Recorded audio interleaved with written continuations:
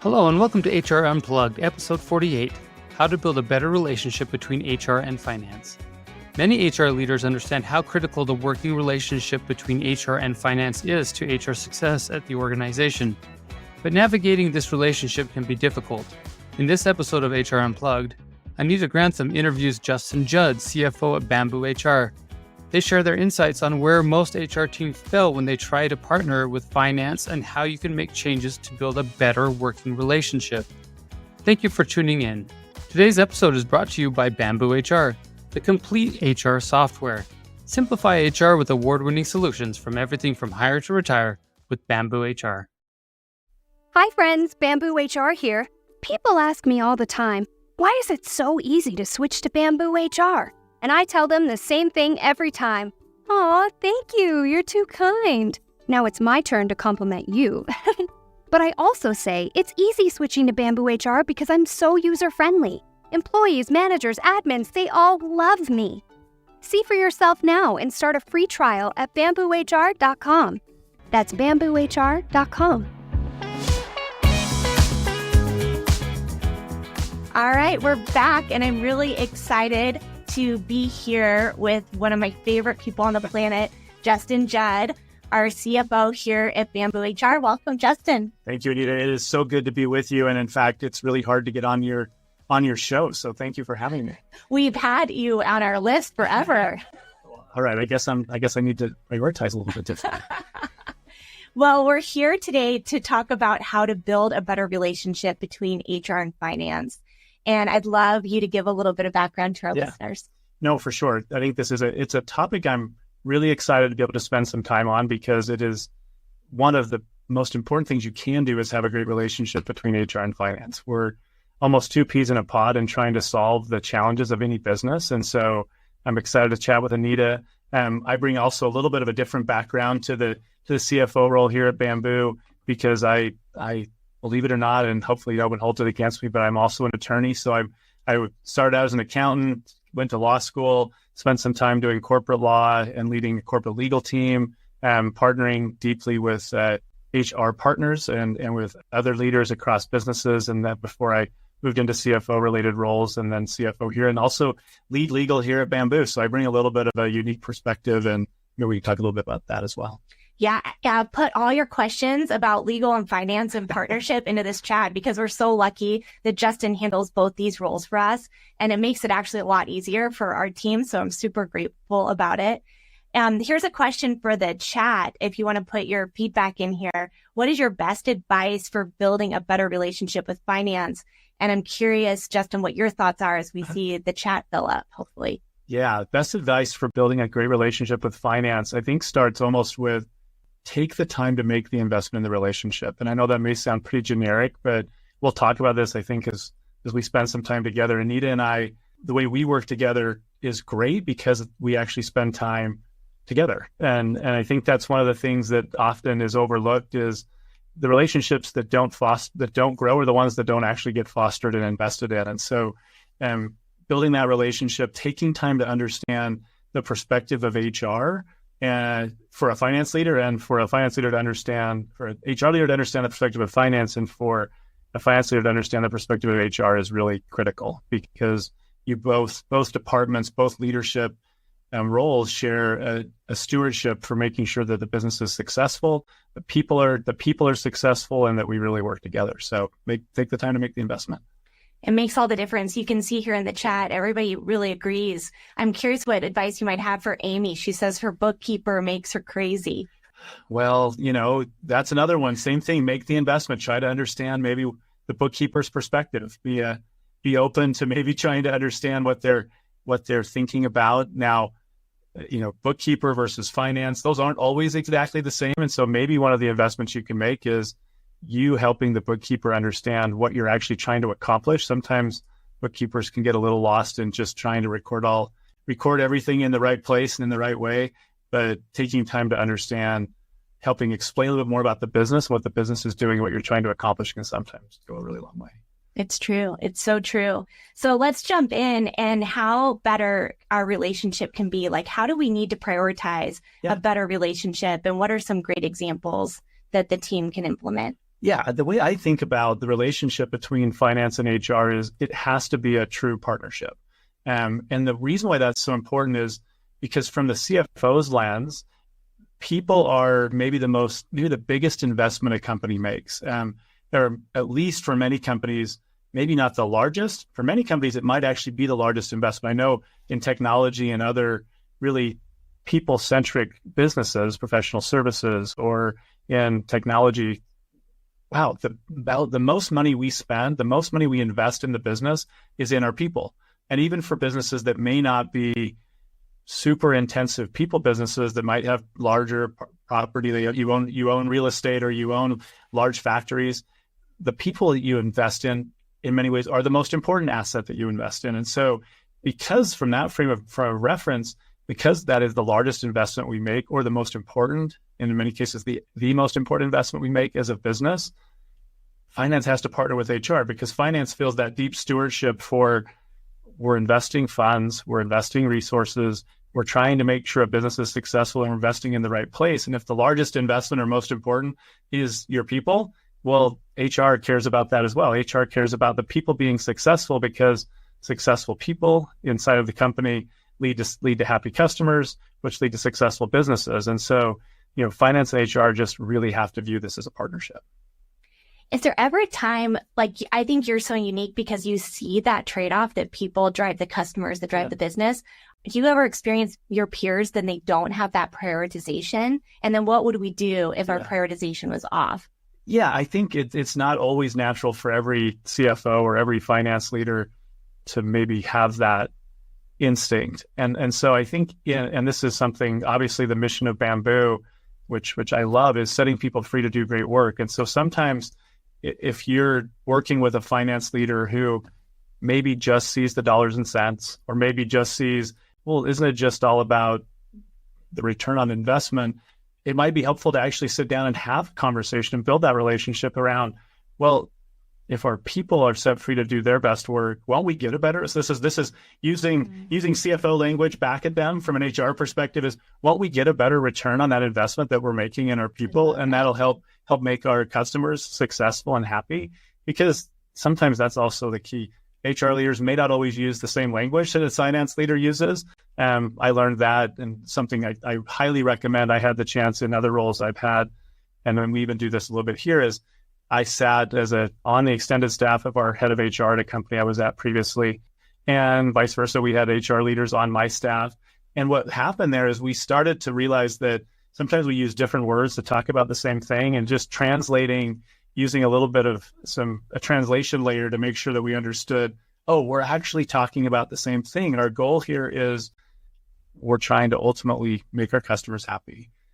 We do that by investing in great people who build great products or deliver great services or take care of customers. And if we treat them well, and we compensate them in a way that makes sense, we train them in a way that makes sense, then that investment in those people will ultimately pay off. And so getting that vocabulary even and alignment is really valuable. It is. It's interesting here in the chat. We've got a few comments. I'm in the unique position of being like head of HR and head of finance. Yep. Right. And in a way, though, I think it's very similar to you being head of finance and head of legal. And there's a lot of benefits from that. There are benefits, and there are also challenges. I mean, I say that is awesome. I love that you're playing both roles, and I've had a chance to sometimes cross over and do some HR related work until Anita keeps me in line. I was glad, Anita joined us here at Bamboo, because she helped me see some things differently and strategically that I might not have seen before. But I think when you wear two hats or have two roles, you sometimes have to do a little bit of compartmentalization in your brain to the extent you can. But there's also great value in the synergy that comes together. And, I think bringing that right half of your brain, maybe talking to the left half of your brain of how much am I going to invest? You have to manage that income statement or that P&L and make sure that it's working for the business. But you can also say, well, is it better off? And this is where HR and finance can partner so well together. Hey, is it better off for me to hire a couple senior people or 4 or 5 junior people? Or should I hire someone with a really specific skill set or someone who can do multiple things? Should I hire someone who is incredibly experienced or someone who's a little bit more junior that we can train? Because all of those have trade-offs between the people experience and the dollars that you need to invest. And so not every decision is the same at any point in time. And so being able to sometimes have both those things in your brain at the same time can lead you to make really thoughtful decisions. And I hope that's what can happen as well on legal and finance. Legal and finance also have this interesting relationship because legal is always going to say, hopefully the lens is, here's the law, or at least our best understanding of it. Here's the things we need to do to comply. Here's the approaches that we can take to solve a problem within the constraints of the law. Finance might say, well, here's the way to solve a problem. We can only afford this much, or we can only afford that much. HR's perspective is going to come in. Well, here's what those decisions would mean for our people. And they all have to kind of work together, right? Because the best solutions are often, we have a certain budget. Our business will allow us to make a certain amount of investment to support our customers. And the HR side of the house says, great, I have a great idea. I think with that budget, we could go, here's the organization I want to put together. Here's the people I want to hire. Here's how I want to train them. Here's how I want to develop them. Here's how I want to reward them. Okay, great. Does that work with finance? Then legal has to weigh in. Well, that's a great idea, but are we actually even able to hire the people in that state or in that country? Are we legally able to put together a compensation package that works in that way? Does that work with tax laws, or does that work with payroll related laws? And so bringing all of them together is really valuable to solve ultimately the business problem, which is usually presented to you, which is, how do I deliver great value for customers? How do I set people free to do great work? And how will that ultimately lead to a long-term successful business? Yeah, in our prep call, you kind of talked about the Venn diagram that was, legal and finance, and then like the mission of the company. Yeah. And you could swap that out, right, with mission of the company, HR and finance. For sure. And the other thing, Justin, you do that's really helpful is you'll be like, this is my finance hat. This is my legal hat. Yep. This is the mission hat. And then we kind of work together to solve the problem, which I think is another way to help your partners couch it. Is like, if you're just answering for this one perspective, what would it be? Yeah. And I think, and you say that kind of jokingly, I do that occasionally, very intentionally and on purpose, which is sometimes like, hey, folks, I'm wearing a legal hat right now. Yep. Right. I'm going to bring a legal perspective and try and share, if I were to put my legal analysis hat on, here's how I would think about the topic. Hey, if I'm putting a finance-centric hat on, here's how I'm going to think about it. If I'm putting an HR-centric hat on, here's how I'm going to think about it. Because the best solutions are those that actually make sure we're taking them all into account. Because sometimes they conflict, and that's okay, because you can work through those conflicts. Yeah. And speaking of conflict, what do you think are the biggest areas that the teams don't align? Yeah. Where do we get into trouble? Yeah, I think in just taking the hat analogy a little bit further, I think sometimes the conflicts that can come up between an HR team or an HR leader and a finance leader are when you almost get too stuck with your hat on, right? Mm-hmm. And the finance lead is saying, I have to manage a budget, or I have to make sure we only invest a certain amount of money. And I don't really care about these other issues. I'm just focused entirely on this one topic. And HR may come in and say, we have to do this for our people. It doesn't matter. No matter what, we can't lose this person, or no matter what, we have to hire this person, or no matter what, we need to have this particular program or technology. And that's where kind of conflict can come into play, where I think the conflict gets best removed from the situation is when everyone really steps back and says, okay, we're all trying to accomplish the same thing, right? Which is those overlay of those Venn diagrams, and what's in the center? Well, it's achieving our mission, driving the business forward. And so you step back and say, all right, I'm being single-minded. How do we get everyone to talk a little bit each other's language and say, okay, well, this decision from HR or proposal from HR is the best thing we can do to actually drive the business outcome. And that will help the finance leader deliver their required return on investment and make the P&L work. And so creating those conversations where you can almost put each other's hat on for a moment and see each other's perspective is really how you avoid the conflict. And that's really where the mission and the values play in. And that's where we can center ourselves, is around those things. Yeah. So if we do get in our corners, it's like, let's come back to center on these pieces. And I think that's really helpful. For sure. It's interesting. There's a question in here from Diana. Should all communication come from HR? And I actually don't think that's the case. Yeah. No, I think the great partnership you have is there are times when, and I'll couch communication in a couple different layers, right? Which is communication in a relationship between HR and finance should be constant. right? And so between the leaders or among leadership teams, you have to really strive for an ongoing flow of communication. I think that's where actually conflict can come into play between teams, is when HR is either not talking to finance, or finance is not talking to HR, or only finance is talking to executive leadership, to the CEO, or only HR is talking there. And so it's that constant flow of communication that has to happen. Because when that happens, you're unlikely to get sideways, and there are no surprises. What do I think causes maybe the most challenging sometimes in communication between HR and finance, either way, is if there's a surprise. Yeah. Finance changed the budget or changed the posture on investment. HR decided to change a policy and didn't talk to finance, or HR, the recruiting function, whatever, if that's a team of 10 or a team of 1 or the entire HR team of 1, went out and started hiring people, but didn't tell finance they were doing it, or made offers that weren't in alignment with compensation philosophy. And so communication has to just be really critical. Same thing on communication outside into the company. So I'll talk about that communication between the departments, communication to CEOs or to other functional leaders in the company. You know, it's great when HR and finance actually can also almost talk together in a united front or in one voice, to where they've gotten so much alignment in what's happening that they're actually sharing. Then the other next level of communication is across the board outside of the company. It's great when finance, maybe in certain communications to the entire employee base, finance is maybe the better one to communicate about something. Sometimes HR is the right one to communicate, and making sure there's coordination is really valuable. Well, we even go back to say, what do we intend to create with this communication? And sometimes we'll tag team, or sometimes you'll say, hey, I feel like I've communicated this the whole time and want a different voice on it, and vice versa. So we go back to kind of the mission of what we want to accomplish together, and then push that forward. You've had in our prep a lot of great opportunities to build the relationships together, and a lot of good tips. Yeah. What can you share with everybody on how to really build those relationships? Yeah, I think one of the most important things, and I almost try and coin it, I won't try and be, too, probably a little something everyone can remember, but I think one of the critical things I've always had is the relationship between HR and finance needs to be personal so that people understand that it's not personal. Yeah. And so I think the investment you have to make to really drive a great relationship between the two groups is making investments, and I'll call it during peacetime or during times when you're not trying to solve a big problem, in building a personal relationship between leaders, between teams. And so the way I've seen that work really effectively is, as I mentioned before, I had the opportunity to sit as an extended staff member in every staff meeting of the head of HR at one of my prior companies for many, many years.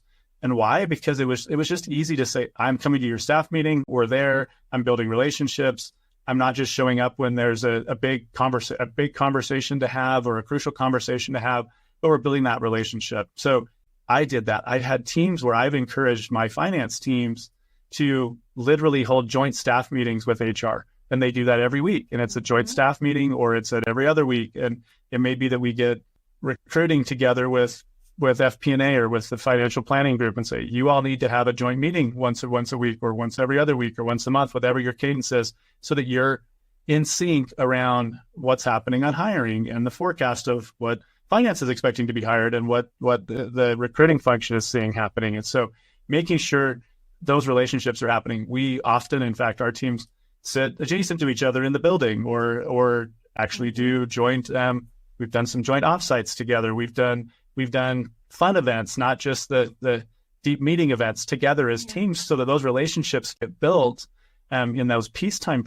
periods, so that when hard conversations need to happen, you realize it's not personal, right? You build that personal, so that in those moments you realize that you're having a conversation, and the conflict that might exist is, I like to refer to as task conflict, not personal conflict. Yeah. So you can work on it, and you understand that, oh, this is not a personal attack on me or on what I'm proposing. We're having really constructive conversations. The other thing is, we chat most days on our drive home, right? And like on our drive home, almost every day. Yeah, on our drive home yesterday, I was like, we were working on this. I wanted it to do it this way. And you brought up, you're like, you know what? I don't think I would do that way again. And I'm like, you know what? You're right. Yeah. And so it's just because we're in the work all the time. I don't take it personally. We're trying something new. We're learning. Yeah. We figured we're going to go back to the way we were doing it before. Yeah. And it's very collaborative because we're always making deposits into that, like that relationship bank account that's so important. Yeah, for sure. So what else do you think so we talked about this in prep and I wanted to bring it up. So most often conflict arises in compensation. That is the most frequent place where I think it comes up. And so talk a little bit about that. I mean, I think, and so when you ask, and I don't know if you all see this as a conflict, but I think it's a natural place to have task conflict, because if you think about the role or the primary role that a finance leader takes on, we talked about at the very beginning. We have responsibility for the ultimate investments that we make in the company. So we have to look at the economics of our business, understand how much can we invest, where can we invest. And so in a lot of businesses, and many, the biggest investment is in the people. And so we want to make sure that investment returns in an appropriate way. It delivers great value. And the way that investment gets deployed, though, can happen in a lot of ways. Are we hiring a lot of people at market wages? Are we hiring few people at above market wages? Are we trying to hire very senior people? Are we trying to hire very junior people? Are we hiring in our local market? Are we hiring in an international market? Are we hiring?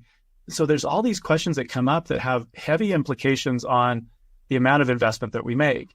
And then you get into the HR side of the world, and the HR team says, well, okay, we get it too. We're trying to deliver value for the company. We understand we're making this investment.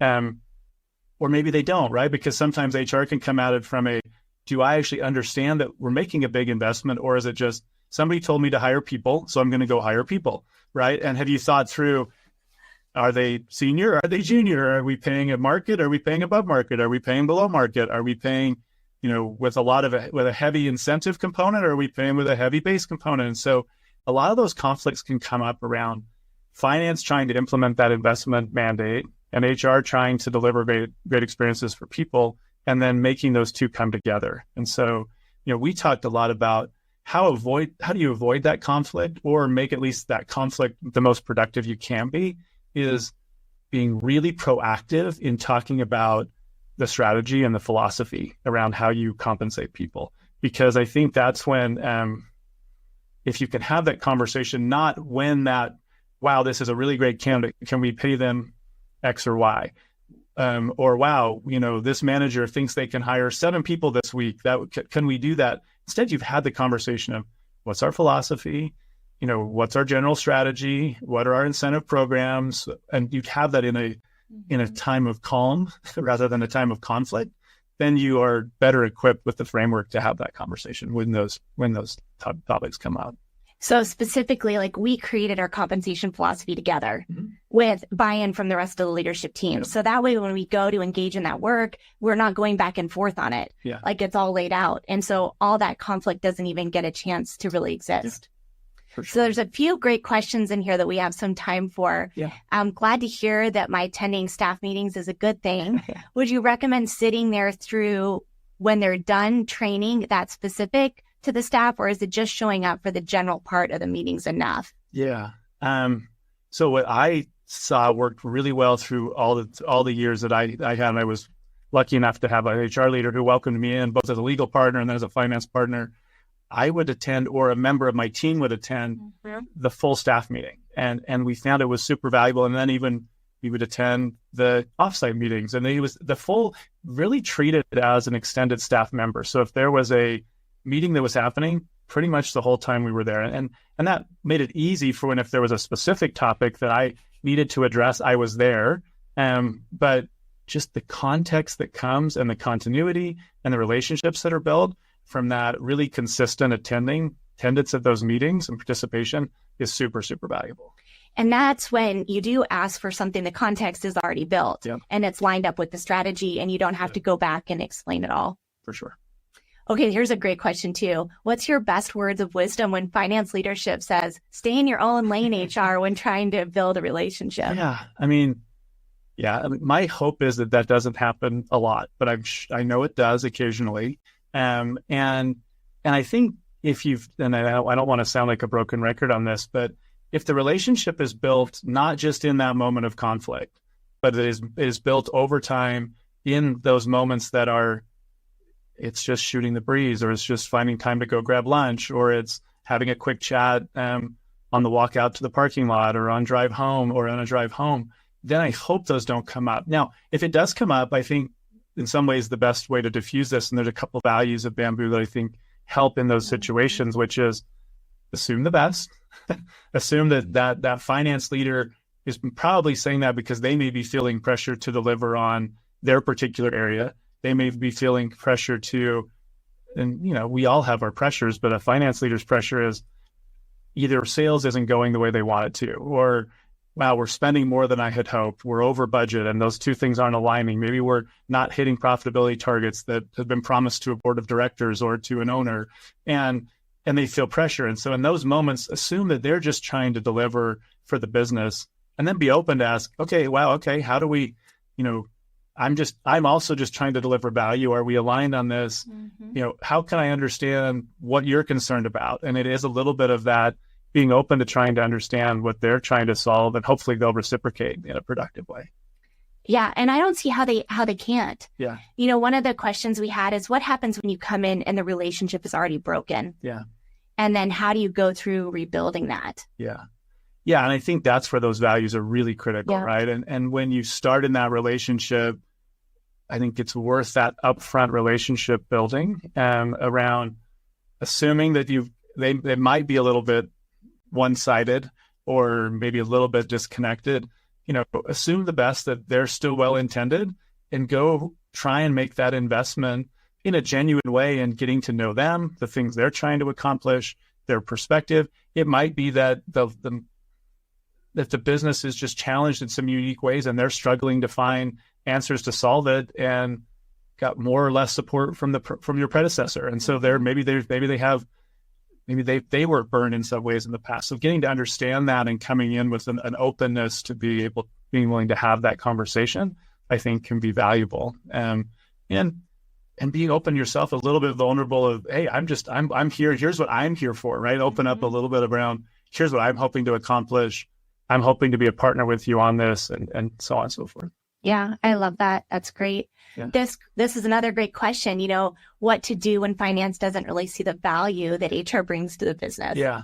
And I kind of go very back to that foundational element, right? Which is, I think HR can bring a perspective in that setting that hopefully finance, and I've known some finance leaders who are, I know who you're talking about. These are folks who are in many ways like, just get it done. It doesn't matter. Every dollar's fungible. Every person's fungible. Hopefully I'm not overstating it, but that can be kind of the approach that some leaders have. And I think that's where a good HR leader's opportunity is to slow down and say, hey, I know you may feel that way, but let's talk about there is a human element to everything we do, that the employees we have are people. And that's why, frankly, I'm so excited. I love being at Bamboo, because our mission unlocks that as setting people free to do great work, but that focus on people. And I think it's worth having that conversation sometimes with those leaders to say, hey, do you believe, because I believe that unlocking people to do their best work means we actually get the most value out of,